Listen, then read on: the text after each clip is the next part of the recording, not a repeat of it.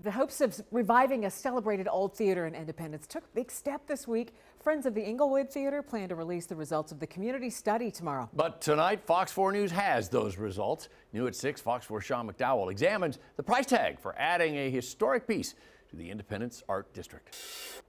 In short, the feasibility study concerning revitalization of the old Englewood Theater in Independence shows that community members believe it has great potential as a moneymaker.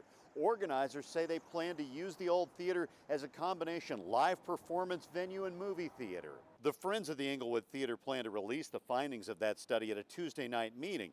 It also says the cost to renovate the nostalgic Ben Franklin 5 and Dime store next door is $8.6 million.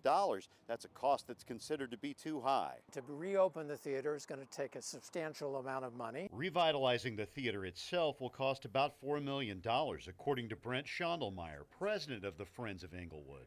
He shares documents from the study with Fox 4 News, which also show recent interior photos. However, Schondelmeyer says modernizing amenities like the roof, bathrooms, and HVAC system could add costs. The building's roots date back more than 75 years. For what it's going to take to open this should be seen and viewed as a cultural resource for the region.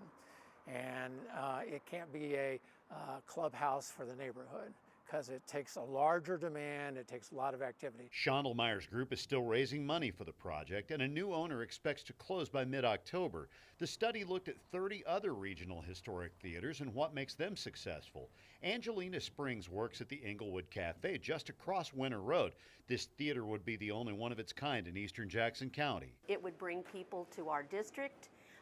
They could shop the shops, they could come over and eat. We have another cafe across the street as well.